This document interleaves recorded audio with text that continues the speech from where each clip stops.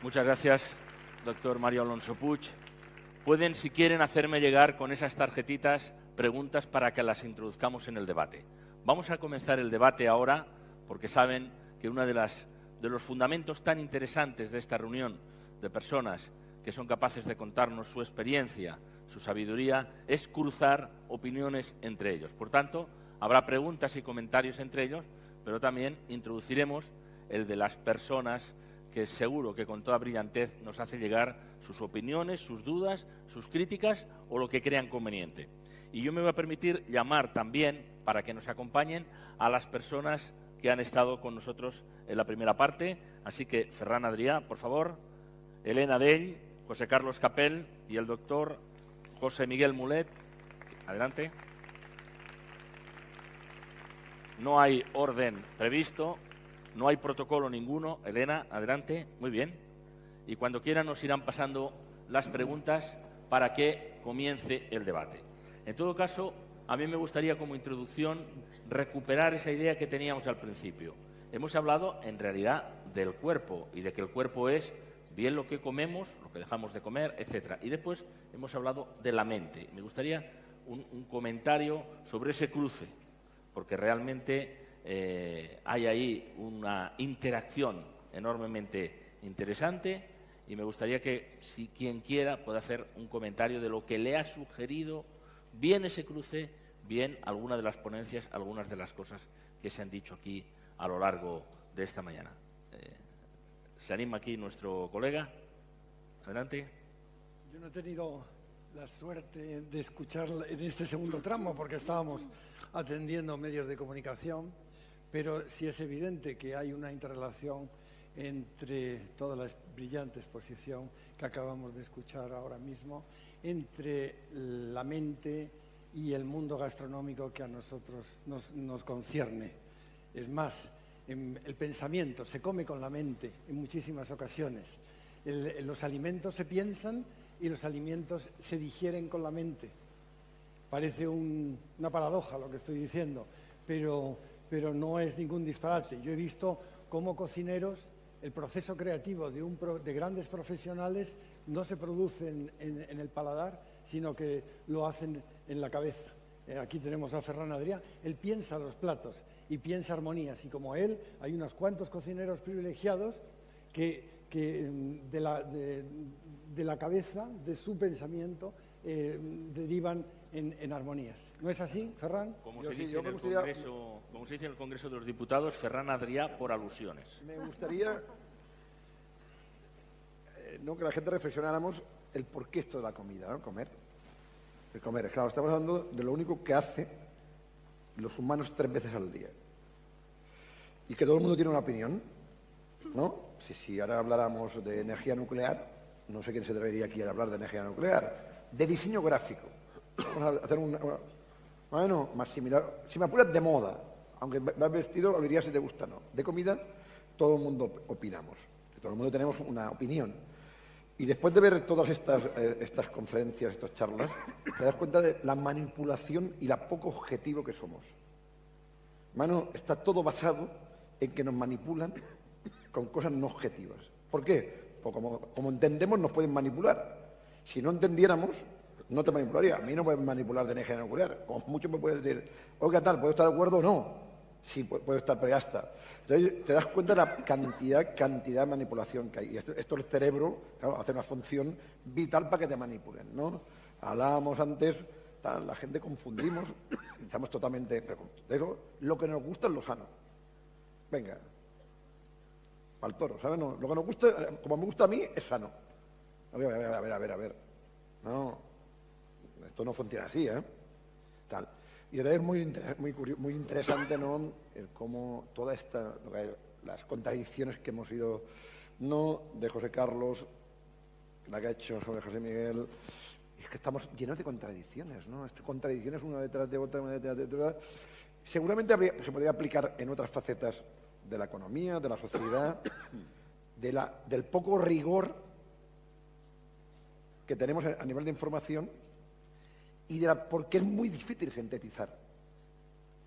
Yo creo que la exposición que ha hecho sobre la historia del vino, en 5 minutos yo me he enterado, es maravilloso. Fíjate que llegas Y esta es la dificultad que tenemos hoy en la sociedad. ¿Cómo yo en 5 minutos me puedo recordar con lo que ella me ha mostrado, ¿no? Más o menos tengo una cierta ya idea, hostia, de cómo empezó todo esto, ¿sabes? La filoxera, el tal, ya está. ¿Y cómo lo hacemos para que esto se me quede en el cerebro y después ya no me manipulen y dicen, no, si el vino, hace 2000 años el vino era increíble? No. Doctor Mulet, ¿quiere intervenir? Elena, adelante.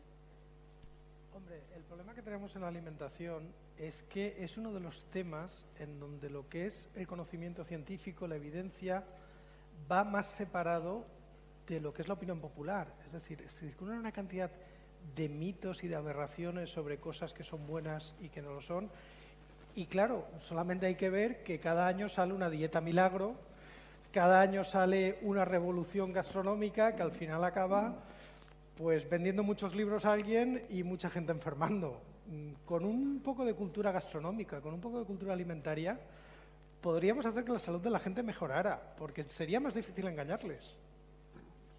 Cultura alimentaria básica para aprender, pero también puede haber una cultura para la mente. También podrían dar, igual que hablamos de la dieta mediterránea, podría haber también una serie de indicaciones para que pudiéramos manejarnos mejor y no cometer a veces errores evidentes como los que aquí se están subrayando, aunque sea con relación a la alimentación, doctor. Hombre, lo que yo creo que es muy importante, efectivamente, es reconocer la tremenda importancia de la alimentación. Sencillamente 3 datos. Número 1, vamos a pensar juntos. Cuando una persona está nerviosa y está realmente ansiosa, no digo esos brotes escasos de ansiedad, sino ansiosa de verdad, angustiada, ¿alguno tiene ganas de comer? Tú debes ser muy comilona, ¿verdad? Igual que yo. Pero lo primero, se te cortas el estómago, se te quitan las ganas de comer. Número 2, ¿por qué será que en el cerebro humano, en la llamada ínsula de Ryle, en las profundidades del lóbulo temporal, uno de los más importantes mapas de los sentimientos, hay una representación riquísima del aparato digestivo? Es posiblemente una de las razones por la cual los ingleses dicen I feel in the guts, lo siento en las tripas. Es decir, la existencia de un segundo cerebro en el tubo digestivo ya es algo con tanta evidencia que ponernos a discutir puede ser esgrima mental, porque no tiene más que eso. Tercero, la hormona más importante, el neurotransmisor más importante para los estados de calma se llama la serotonina. ¿Por qué será que el tubo digestivo produce el 90% de la serotonina del cuerpo? ¿No os habéis dado cuenta que muchas personas, no cuando están envueltas en esa angustia profunda, sino en esa ansiedad, necesitan comer algo? ¿Por qué será que los cirujanos digestivos lo primero que queremos es que al enfermo le alimenten por el tubo digestivo, por su vía natural, aunque le pongas nutrición parenteral con los mismos principios y con la misma calidad? Porque cuando se utiliza el tubo digestivo se estimula el sistema inmunitario que nos defiende frente a bacterias, virus y tumores. Yo no concibo el cerebro con toda la genialidad que tiene mirando al estómago diciendo, qué asco, lo que haces tú. Aplastar la comida, segregar jugos. Yo, sin embargo, estoy creando obras de arte. Tú dile eso al estómago y el estómago te dice, me voy a inflamar un poquito, a ver qué tan bien piensas. O cuando miras con desprecio al colon, ahí van los residuos. Pregúntale a una persona que lleva 2 semanas con estreñimiento qué tan bien piensa. Solo piensa en lavativas. Es lo único en lo que puede pensar. Por tanto, el tubo digestivo tiene una importancia excepcional en la vida y por eso yo celebro enormemente haber podido escuchar a casi todos los ponentes, que también estaba ahí, que tengamos aquí personas de tal relevancia en el tema digestivo, porque no podemos comer de cualquier forma, para nada. Adelante.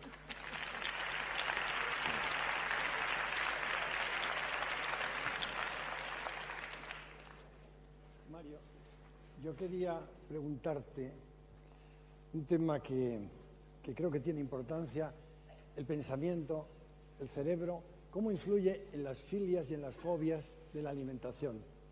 Hay un hecho cultural, hay un hecho gastronómico en todo ello. Yo estaba con un amigo en Cuzco, Perú, y nos sirvieron un asado realmente exquisito. No era otra cosa que el conejo de Indias, el famoso conejo de Indias de los españoles. Pero aquel conejo de Indias, alguien dijo en aquel momento que era una rata. Efectivamente, pertenece a la familia. La deglución del alimento fue inmediata por parte de la persona que me acompañaba. ¿Cuáles son los mecanismos que mueven el cerebro para decidir que algo es bueno o es malo, la fobia o la filia hacia un alimento? Tu pregunta es mucho mejor y más profunda que la respuesta que vas a obtener, pero es lo que hay. Vamos a ver. Nosotros somos y nos hacemos. Y nos hacemos en una cultura. Y una cultura siempre incluye una cultura alimentaria, porque eso es fundamental. Y vamos absorbiendo creencias que no las mantenemos a nivel cognitivo, sino que se integran en la musculatura. Y estas creencias las absorbemos fundamentalmente a nivel del lenguaje. Si bien esta es una cuestión muy compleja, si el razonamiento existiría sin lenguaje, la idea es que el razonamiento precisa lenguaje y el lenguaje altera el razonamiento. Es decir, si a ti te van diciendo de chiquitín, esto es una porquería, una rata es un asco, solo está en la alcantarilla, aprendes a pensar y acuérdate, aprendes a ver en base a lo que has pensado. Es muy interesante porque personas que han estado, por ejemplo, en una situación de náufragos durante bastante tiempo y han cogido peces, han empezado a comerse partes del pez que ninguno de nosotros nos comeríamos.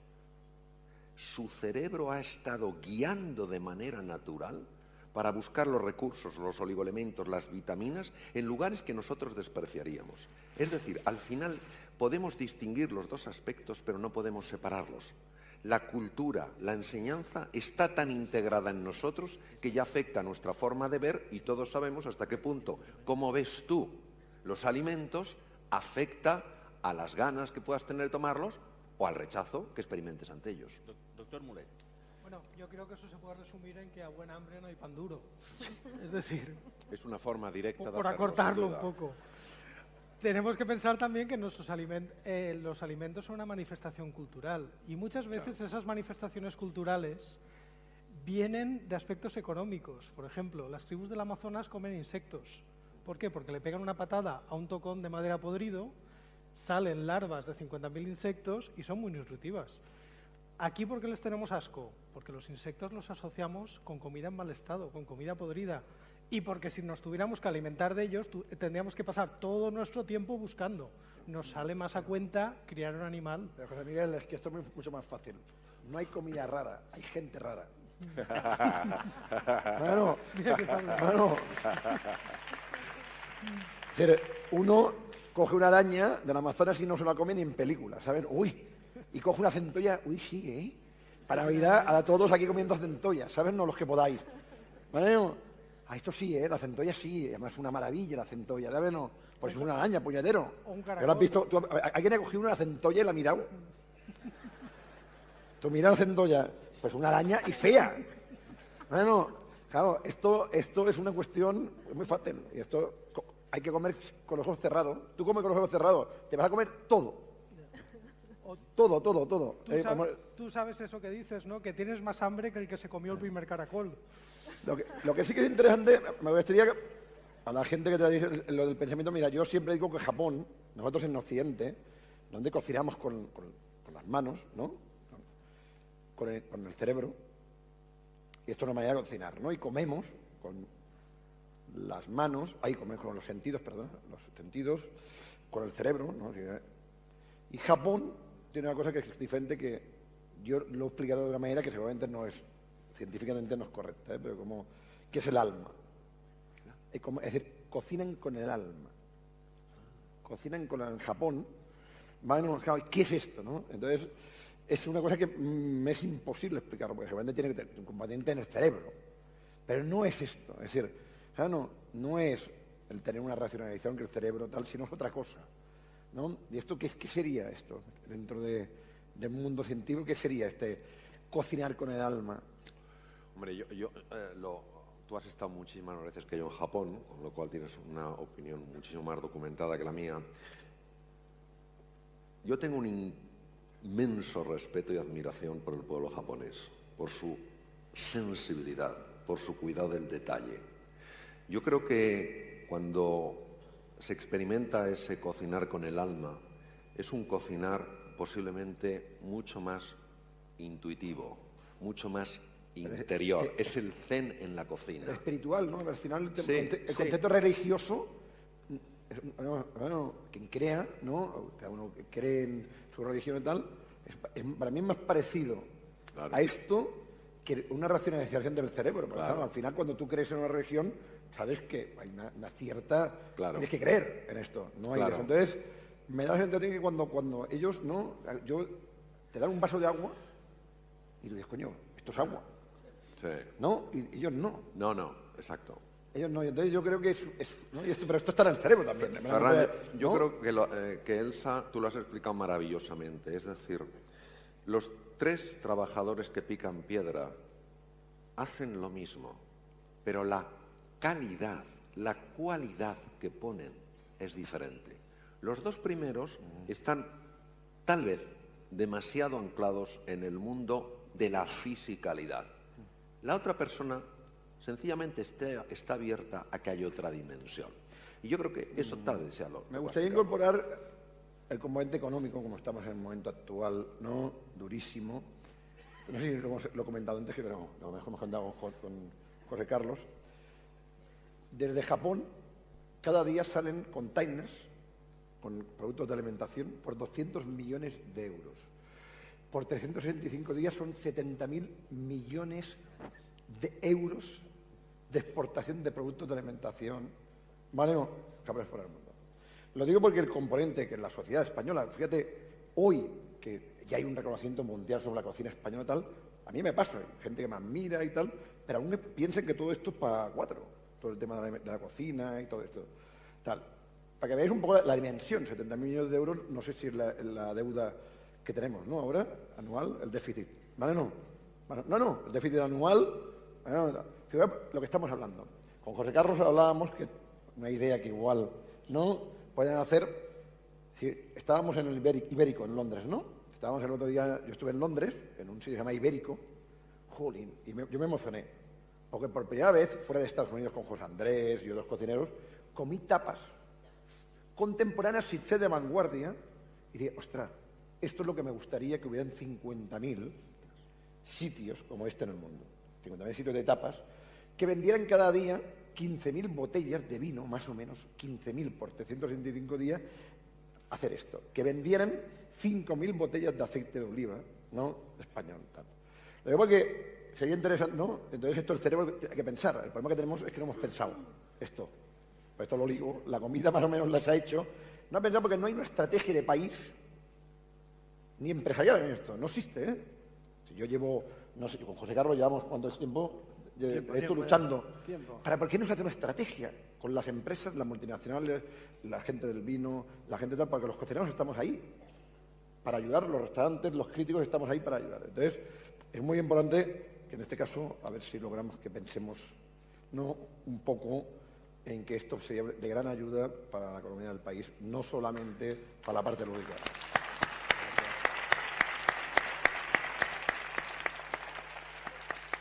Una pregunta para Elsa Punset. Dice, me gustaría que me dijera, ¿cómo es posible averiguar tu motivación, tu reto en la vida, aquello por lo que te esforzarías? Lo firma Cristina, que es una seguidora. Es curioso, ¿no? Porque estamos hablando ahora de la relación entre cuerpo y mente, y es una relación de la que cada vez estamos descubriendo más. Lo que sabemos es que es total, ¿no? Ahora los neurocientíficos empiezan a hablar de que el cerebro no está solo aquí arriba, sino que está hasta el último trozo de piel del cuerpo. Y para cerrar de lo que veníamos hablando ahora, me estaba acordando de, no sé si has intentado alguna vez comer en la oscuridad, Adrià. Pero en la oscuridad te cambia el sabor de las cosas completamente, es decir, saboreamos incluso algo como el sabor, lo sentimos a través del cerebro. Y me estaba acordando también, mientras estabais hablando, de esos experimentos que hacen donde tapan, vendan los ojos de la gente y les dan 2 copas de vino y les dicen una es cara y la otra es barata, y les sabe mejor la cara, ¿no? Cuando hablábamos de cómo nuestro bias cultural de alguna forma nos hace sentir las cosas de una determinada manera. El cuerpo está ahí en todo. Y yo le diría a Cristina, a mí me me desazona siempre cuando las personas me dicen, oye, Elsa, yo no sé cuál es mi sueño, no sé cuál tendría que ser mi meta, ¿no? Lo han olvidado, lo dejaron atrás hace mucho tiempo y lo olvidaron. Yo creo que hay una forma sencilla de saberlo y es que lo sientes físicamente, ¿no? Lo decía Mario antes, cuando decía todos los impactos negativos que tienen las emociones negativas en el cuerpo.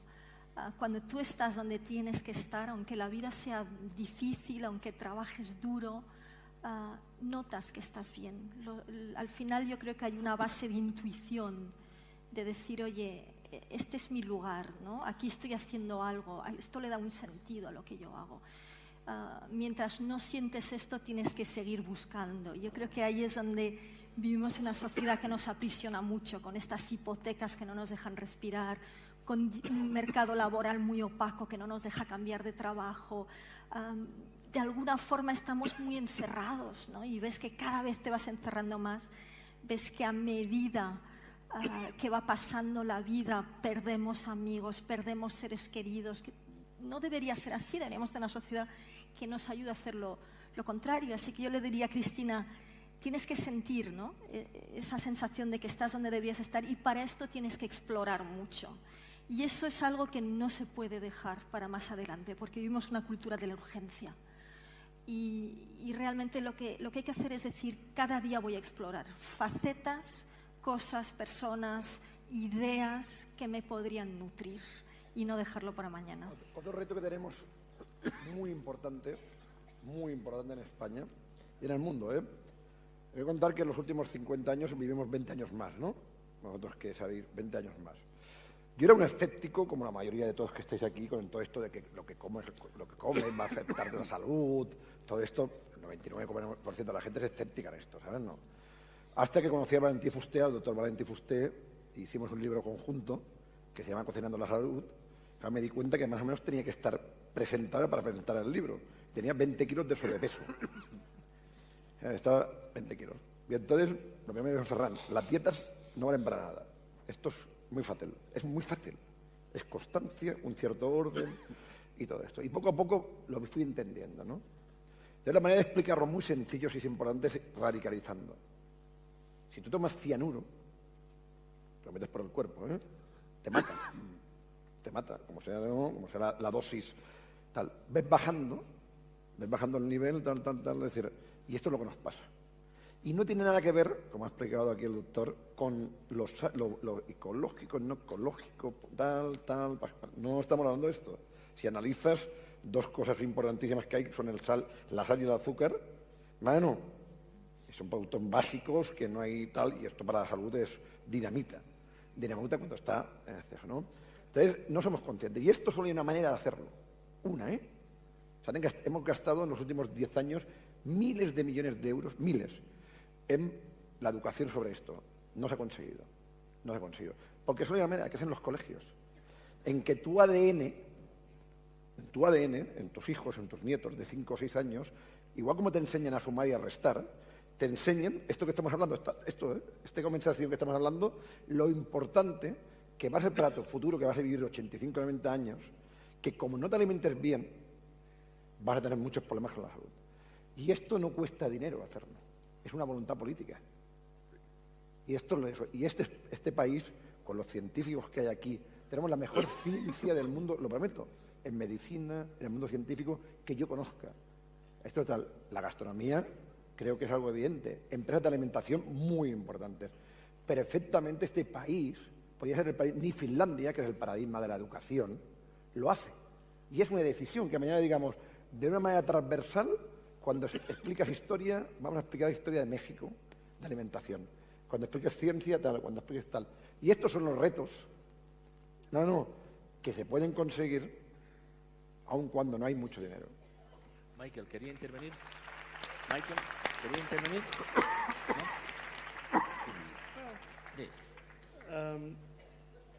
I like food. I guess the connection for us would be to the extent that we've investigated diets as fads and myths, which ones work and which ones don't. The problem is they go through these cycles, every few years there's a new one. you should only eat meat. Bacon and fat is great. No, bacon and fat is terrible. You should only eat plants. No, too much plants is not good. And it just goes on and on like that. I've decided that diets work when you go on them because it's the going on them that's doing it, not the food itself. For the most part, it's being vigilant and paying attention to what you're eating. It's the paying attention part that's important, I think. That's what we've decided. Doctor Mulet, ¿quiere algún comentario? Elena, sobre lo que estamos hablando aquí. Sí, yo quería hacer un comentario al hilo de todo lo que estábamos hablando, sobre todo en la primera parte, y es que he llegado a una conclusión un tanto dolorosa para mí. No voy a conseguir nunca adelgazar. ¿Por qué? ¿Por qué? Muy fácil. ¿Cuál es mi máxima en la vida? Ha sido desde niña, desde que yo recuerdo tener uso de razón. Al final lo que yo pretendo es ser feliz, estar contenta todos y cada uno de los días y de los momentos de mi vida. Claro, unos días lo conseguiré, otros no. Unas horas lo conseguiré y otras no. Pero uno intenta solucionarlo como buenamente puede. Y es que un comentario del doctor me lo ha recordado. Porque la vida al final intentamos sumar, en la vida al final intentamos sumar pequeños placeres. Y uno de ellos es enfrentarte a un plato que te gusta y comerlo. Enfrentarte a un vino que a ti te gusta, no digo que sea ni mejor ni peor, que sea tu favorito, y beberlo. Y cuando uno está nervioso, cuando está alterado, cuando está atacado, también come. Lo acabo de descubrir. ¿Por qué? Por la famosa serotonina, que te tranquiliza. Entonces, si por una parte tienes esa aspiración, y es que tu único objetivo, no el único, pero sí el principal y el que debería ser principal, es ser feliz, estar risueño, estar contento, hay miles de cosas que te bombardean cada día que tienen el efecto contrario, te desazonan, te ponen tensa, te ponen nerviosa, te llevan a estados de ansiedad que para nada tú deseas y cómo los aplacas. Por eso me ha hecho gracia cuando he escuchado a alguien, yo cuando estoy nerviosa como, es que a mí me pasa igual. Entonces digo, bueno, vamos a relativizar, vamos a intentar ver el aspecto positivo. Pero es que hay muchas veces que no puedes. Y entonces, ¿qué haces? Comes, bebes, estás sumando un poquito de placer y lo que te tranquiliza por esta hormona que se genera. Así es que, mientras estábamos hablando, yo estaba pensando en lo mío, digo, ¿qué problema tengo? Va a ser imposible. Hay varias preguntas para Ferran Adrià sobre cómo adelgazar. Entonces yo no sé si eso lo sumamos a la infelicidad, por decirlo así. Es muy sencillo, ¿no? Es muy sencillo. Es un poco de constancia. Es que tú te levantas por la mañana, 20 minutos, delante de la tele, te pones en la noticia, hacer un poquito lo que hacías de pequeño, ¿sabes o no?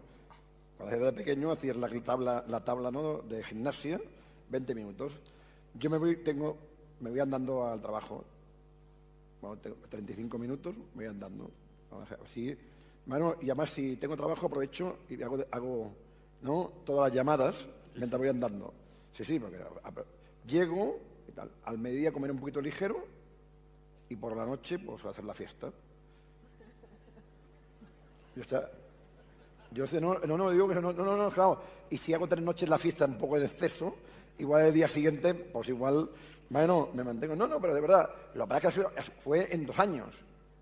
Es decir, lo que no puedes perder es, ¿sabes? No, 1 kilo cada día.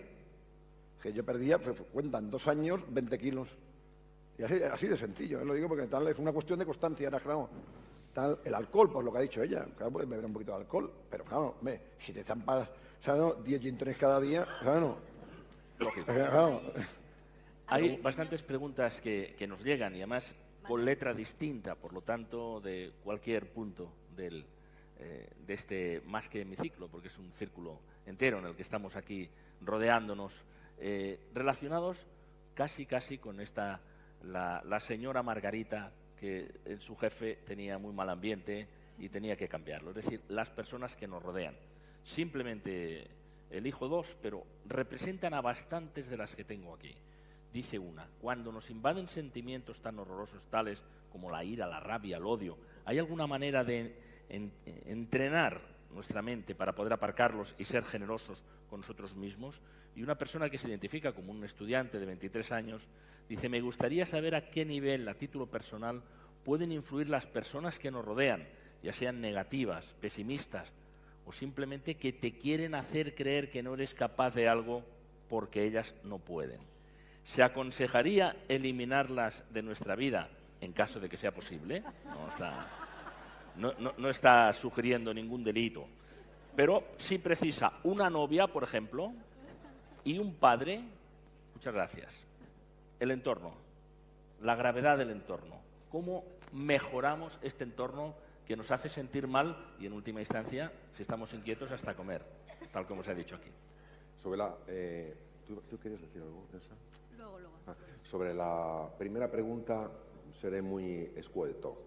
Cuando estamos completamente invadidos por una emoción aflictiva, solo conozco los siguientes sistemas para liberarse de ella. Primero, ejercicio físico. Ejercicio físico. Tienes que aumentar la frecuencia respiratoria y la frecuencia cardíaca para liberar una hormona que se llama oxitocina. La oxitocina inhibe los núcleos amigdalinos responsables de las emociones aflictivas. Ejercicio físico. Pero no es un paseo, no es de tiendas, no es una librería, es moverte rápido. La segunda es el humor. El humor libera beta-endorfina, que también desconecta la amígdala en los lóbulos temporales.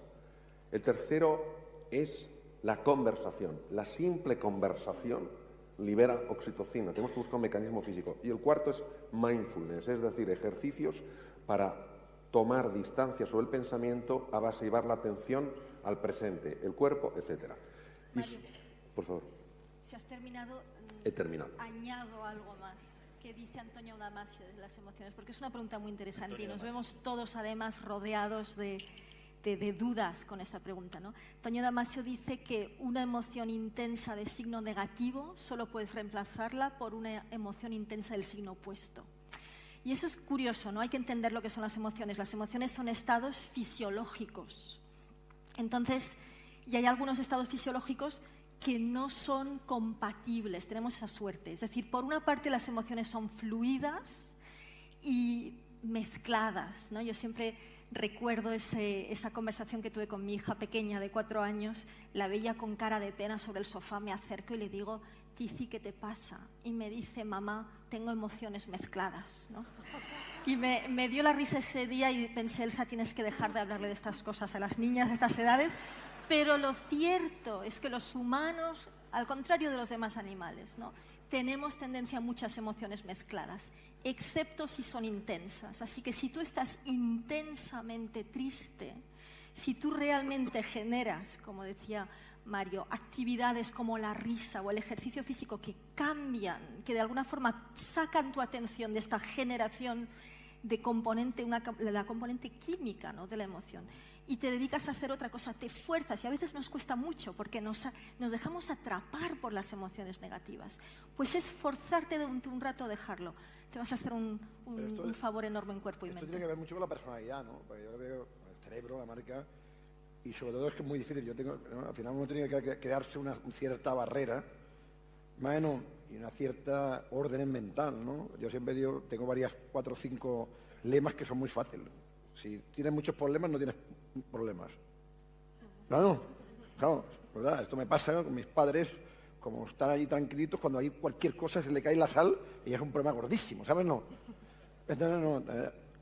Otro, lo que no puedes cambiar no te preocupes. Que nos preocupamos continuamente de cosas que sabes que no se pueden cambiar. No vas de eso. Entonces yo creo que el ejercicio mental, sobre todo cuando una persona tiene una cierta notoriedad, no mediática, sino dentro de su trabajo, tiene responsabilidades, la única manera de esto es una cuestión mental, porque es que si no, es que no saldrías por la calle, porque todos son problemas. Fíjate, la siguiente pregunta, aunque la dirigían y la dirigen al doctor Mario Alonso Puig, parece que la hayan escrito mientras, hace un ratito que la tengo aquí, la voy a leer textualmente, parece que la hayan escrito mientras estaba respondiendo, mientras estabais también Elsa y Ferran respondiendo. Dice así: vale, pero si resulta que tengo todos los síntomas de las emociones aflictivas, desde la pérdida de memoria, pasando por el colon irritable e incluso llegando al exceso de grasa abdominal, ¿aún tengo salvación para esculpir en positivo mi cerebro? y firma una hipocondríaca en camino de ejemplo de positividad. Vale. Bueno, Dice, vale, si tengo todo esto, ¿qué pasa? A ver. pues voy a tomar parte de lo que has dicho tú, Ferran, y parte de lo que has dicho tú, Elsa. Primero, lo más importante que tenemos que conocer es el descubrimiento de un fenómeno llamado neuroplasticidad. Neuroplasticidad implica nuevas conexiones neuronales y génesis de nuevas neuronas a partir de células madre. Somos capaces de generar entre 500 y 1000 nuevas neuronas. En 21 días la célula madre se ha convertido en neurona. Es decir, para cambiar esto, para que esta persona se reinvente, para que esta persona tenga el tipo de vida que quiere tener, tiene necesariamente que cambiar su estructura física, tiene que cambiar su cerebro. Y afortunadamente sabemos que la neuroplasticidad, como nos has explicado tú perfectamente, Elsa, no desaparece jamás. Sería interesante hablar, pero no tenemos tiempo, de cómo se descubre la neuroplasticidad. Y en relación a lo que tú decías, Ferran, como siempre, muy interesante. Se sabe que nacemos con un temperamento emocional positivo, o sea, pesimista u optimista. Se nace con ello. Pero esto es una inclinación, no es un destino. También se sabe que las personas que se han entrenado utilizando su mente, cuidando las cosas, tomándoselo en serio, han sido capaces de transformar su forma de ser y convertirse físicamente de personas pesimistas, que se sabe por la activación de ciertas áreas cerebrales, sobre todo la zona prefrontal derecha, en personas optimistas en las cuales se activa la zona prefrontal izquierda, es decir, han reestructurado su cerebro. Lo que pasa es que, como todo en la vida, exige tres cosas. Uno, creer que es verdad. A esta persona que ha hecho esta pregunta tan interesante, le diría, primero, has de creer que esto es verdad, porque si no te lo crees, ¿cómo lo vas a hacer? Segundo, tienes que querer de verdad, y querer de verdad es querer también hacer el esfuerzo para hacerlo realidad, porque hay que cambiar no ya un hábito mental, una estructura cerebral. Y tercero, has de sentirte capaz de hacerlo. Por eso, da el paso más pequeño que te atrevas en este momento. Y dando pequeños pasos es como cambiando el rumbo de un barco. Tú cambias un grado y dices, un grado no es nada. Pregúntale a un marino si cambiar un grado todos los días no te lleva a otro país. Entonces, hay un motivo tremendo para que estemos ilusionados. Nosotros podemos crear nuestro futuro, pero claro, tenemos que hacer estas cosas.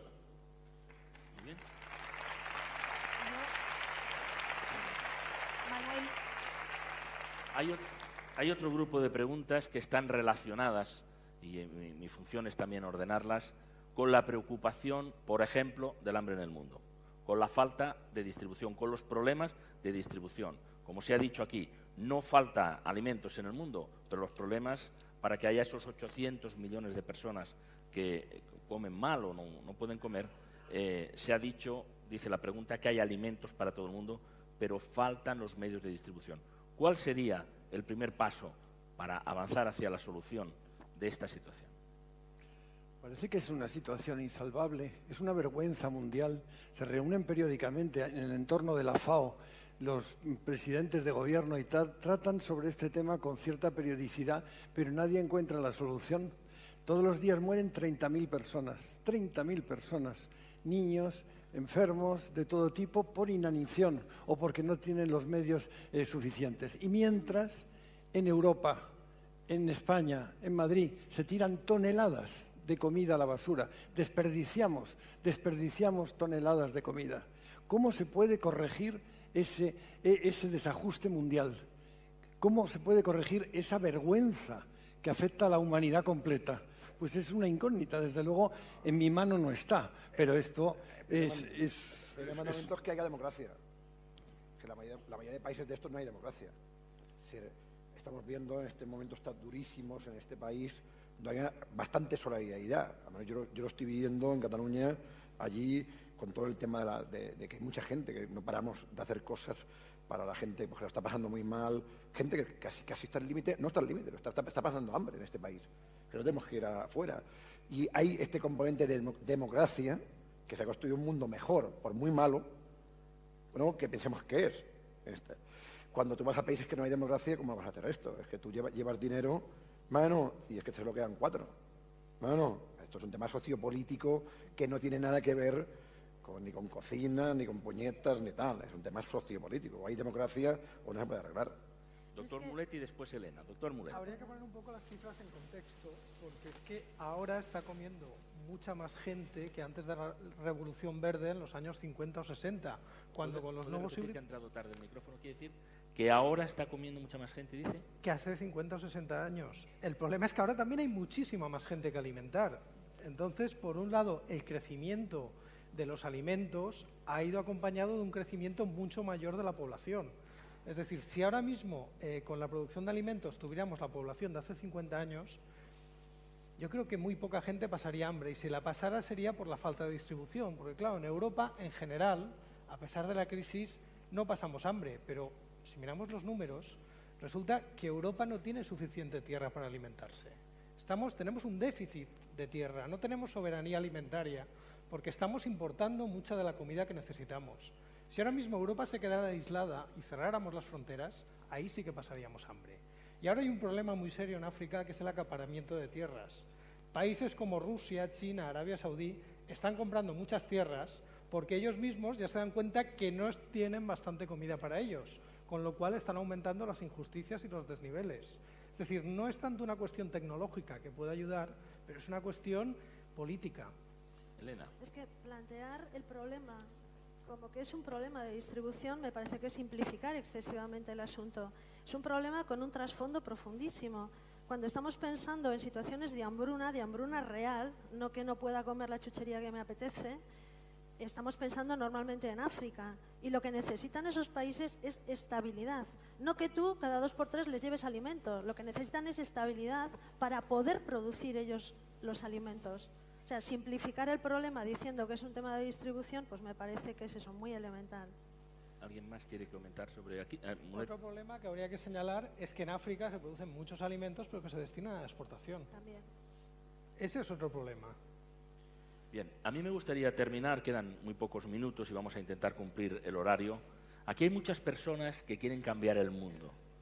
Lo sabemos porque conocemos a algunas personalmente, lo sabemos por las preguntas que me han llegado, porque así lo expresan. Lo sabemos por los aplausos con los que se subrayan algunas de las intervenciones que hay aquí cuando se está haciendo una firme defensa de los valores democráticos, de los valores de compartir el conocimiento, de compartir algunas salidas, ¿no? Pero hay algunas personas, entre ellas, y probablemente es la que corresponde a esta pregunta, personas que quieren cambiar el mundo, que lo explicitan así, pero hablan de esa dificultad del entorno no para vivir mal, sino porque el resto les está cerrando la posibilidad de que ellos estén haciendo ese trabajo positivo para cambiar el mundo. Soy una persona, dice, que tiene como meta cambiar el mundo. Sé que suena muy pomposo, pero moriré feliz si he hecho a lo largo de mi vida algo para cambiarlo. Está claro que a través de proyectos para que sea posible. Me considero atrevida y que me esfuerzo sobre todo en las cosas que creo que valen la pena. Pero hay una negatividad general. Me gustaría saber qué diría a esas personas que no creen en mí y tratan de desmotivarme y se empeñan en que baje el listón. También hay, es verdad, un cerco a estas personas. Va dirigida a Elsa, pero pueden intervenir todos. Adelante. Bueno, está aludiendo a algo que es importante, ¿no? Y es que las emociones se contagian como un virus. Y que es verdad, y yo lo he explicado durante mi exposición, nacemos llenos de ganas de cambiar el mundo y todo se nos va dificultando poco a poco. Pero yo creo que la gran mayoría de las dificultades, fíjate, ¿cómo se llama esta persona que nos escribe, Manuel? No lo ha firmado. No lo ha firmado. Pues esta persona que lo ha escrito, yo creo que son dificultades más mentales que otra cosa. Y yo lo que sí veo es que cuando las personas pueden envejecer de dos maneras. Yo creo que se pueden hacer sabias o se pueden hacer cínicas. El cinismo es una postura muy cómoda, pero muy destructiva. Es una postura en la que niegas todo. Niegas la posibilidad de cambiar, niegas que las personas tengan un trasfondo sano, y básicamente es muy seguro, es una postura que se adopta desde el miedo. Si todo lo critico, si yo no hago nada, Bueno, nadie puede criticarme a mí, estoy ahí sentado. Y procuraré que en mi entorno nadie haga nada Nadie para no se sentirme mueva. Y yo entiendo que es acusado. muy duro vivir con esto. Y entiendo además que hay, fíjate, esta persona que nos escribe, hay entornos, yo trabajo mucho con profesores, hay entornos en los que si todo está en contra, toda la comunidad escolar está en contra, te quemas intentando cambiar las cosas y no sirve. Es decir, tienes que encontrar un lugar donde tiene que haber una cierta corriente de simpatía para realmente poderte acompañar. Pero hay tantas cosas que cambiar en este mundo que creo que es casi imposible no empezar por algo, ¿no? Y me estoy acordando, para terminar, para no ocupar más tiempo, me estoy acordando de algo que me gusta mucho. Antes hemos hablado de los japoneses y de la filosofía japonesa. Hay esto que ellos llaman kaizen, que son los buenos cambios, que para ellos es empezar por un cambio muy pequeño. Y ellos siempre dicen, ¿no? Si te pasas la vida entera haciendo cambios pequeños, transformas tu vida, ¿no? Y tu vida luego tiene un impacto muy grande sobre la vida de los demás. Así que yo diría tener ese sueño, pero ser capaz de hacerlo muy poco a poco, con cambios pequeños, y buscar, porque lo hay miles de personas en este mundo con ideas y con ganas de cambiar, buscar un entorno que te apoye. Estamos en la última intervención. Ferran Adrià. Yo creo que el mundo ha cambiado mucho ya, ¿eh? Y sobre todo esto es lo que tenemos que entender, que es que nos estamos fustigando. Hay que estudiar la historia de la humanidad para ver que está mucho mejor que antes. Es verdad que con los medios que tenemos podía ser mejor. Esto es la base, no de una reflexión, pero por favor, es decir, eso tenemos que ver la Edad Media, estudiar. Hay que estudiar un poco para tal. No digo porque parece que nos fustiguemos, que hagamos todo mal, sí, hacemos cosas mal. Y esto es muy difícil desde que se inventó el tema del dinero, conceptualmente, ¿no? Es decir, si analizamos la familia, cualquier problema de familia que tengamos, el 99% siempre es problema por dinero. Los problemas familiares es cuando hay dinero por en medio. Si no hay dinero por en medio, aquí estamos siempre bien. No hay ningún problema y tal. Entonces, es muy difícil, ¿no?, esta ética, esta honestidad, esta no hipocresía, porque cuando digamos cambiar el mundo, ¿para quién? Para el español, que estamos aquí, estamos muy mal, ¿eh? Hay 5 millones de parados. Díselo a un chico, a gente de Kenia, que estamos mal. Dirá a gente de Kenia que estamos mal. Me van a decir, oiga, para mí cambiar el mundo es poder comer. Y tal. Y entonces es muy difícil. El tema es cómo se logra que esta brutalidad de capitalista que estamos inmersos, que es verdad, y sin caer en el populismo, por ejemplo, cómo funciona el mundo. ¿Cómo podemos hacerlo un poquito mejor, pero mejorar, pero no cambiarlo? Lo que tenemos que hacer es mejorar el mundo. Mario, ¿quieres intervenir sobre esto? Yo diría lo siguiente. Creo que nosotros no podemos cambiar a nadie, por más que lo intentemos, y nos empeñamos en ello constantemente. Solo nos podemos cambiar a nosotros mismos. Es mi experiencia personal. Cuando he estado en entornos complejos, en entornos, entre comillas, agresivos, que cuando yo he empezado a cambiar, cuando he empezado a dejar de quejarme, a construir, aunque fuera poquito a poco en la línea que tú decías, Elsa, curiosamente todo alrededor ha empezado a cambiar. Ainin decía, no vemos el mundo que es, vemos el mundo que somos. Y yo creo que Gandhi nos dejó un mensaje precioso. Sé tú el cambio que quieres ver en el mundo. Interesante.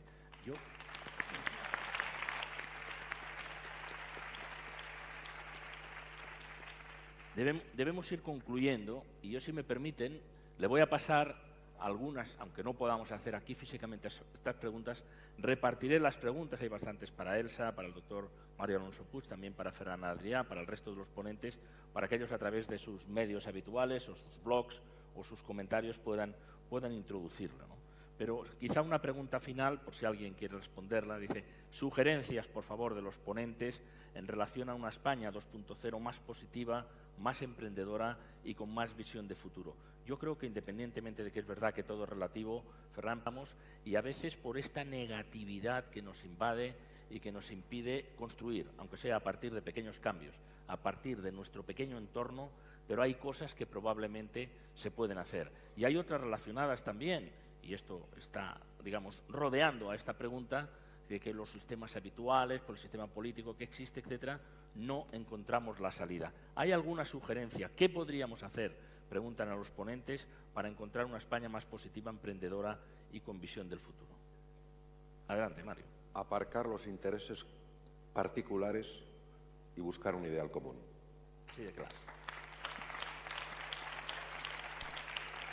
Yo creo que este país tiene lo más difícil que hace falta para hacer esto, que es talento. Talento hay. Lo que está fallando es el modelo y el compromiso de la gente que tiene medios, cuando digo medios de todos los niveles, con la sociedad. No hay un compromiso. Aquí todos los chacamos a la administración, que sí, que le está haciendo cosas que se tienen que mejorar mucho. Pero la sociedad civil que puede, no estoy hablando el que gana 1.000 euros, que es la mayoría tal, la gente que tiene medios económicos, ¿qué compromiso hay? Sí, las empresas generales, sí, hay empresas que a través de fundaciones hacen cosas maravillosas, pero el empresario que le ha ido bien durante estos 20 años y que ha ganado dinero, ¿qué está haciendo ahora por la sociedad? Y este es el compromiso que tenemos que tener. Doctor Mulet. Bueno, si tenemos talento, está claro que es lo que falta, invertir en talento. Es decir, hemos visto como en época de crisis hemos recortado drásticamente el presupuesto para ciencia, cuando otros países lo han hecho justamente al revés. Eso es cavarnos nuestra propia tumba. Cuando en algún momento se ha decidido apostar por grandes eventos, se ha visto que se conseguía invirtiendo. Pues si queremos crear una economía productiva, tenemos que poder exportar, tenemos que ser capaces de desarrollar algo que nuestros competidores no puedan, y tendremos un mercado nuevo y sin competencias. Inviertan en ciencia, ya está.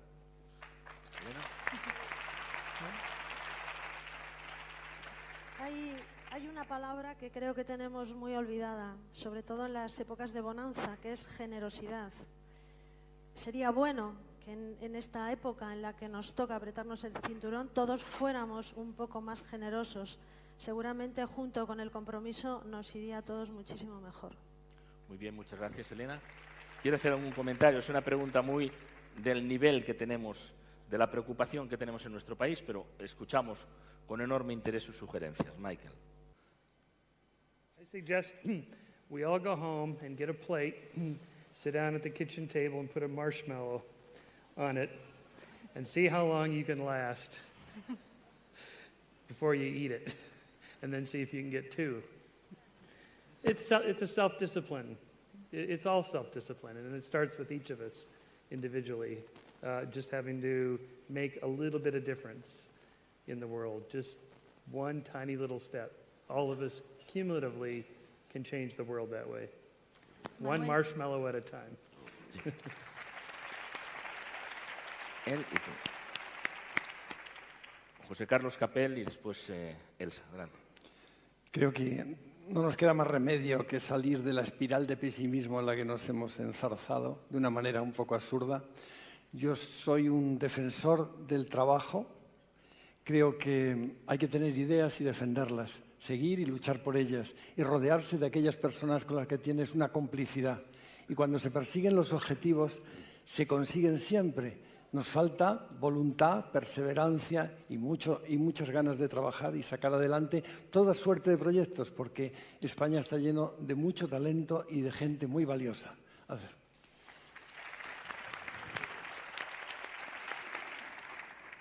Yo solo quería apuntar una cosa, ¿no? Que estamos ya funcionando, yo creo todos en general, gracias a estos medios de comunicación que nos permiten conocer tantas ideas distintas. Estamos funcionando con ideas del siglo XXI, pero yo creo que estamos funcionando todavía con instituciones y estructuras del siglo XX, muy jerarquizadas, que tienden a no dejarnos hacer todo lo que podríamos estar haciendo. Pensemos que venimos de un siglo XX que se ha fijado sobre todo en la supervivencia física de las personas. Y yo creo que ahí deberíamos y podríamos ser muchísimo más activos, ser ciudadanos activos, salir a la calle y exigir que cambien determinadas estructuras que no nos dejan crecer, ¿no? Y eso yo creo que sería importante. Muy bien. Muchas gracias. Gracias a Elsa, gracias a todas las personas que han intervenido aquí y a ustedes que han intervenido desde aquí, a través de sus preguntas, a través de sus aplausos, a través de sus comentarios, que continuaremos. Yo creo que aquí en esta ronda han salido palabras importantes a tener presente. Solidaridad, generosidad, talento, compromiso, trabajo.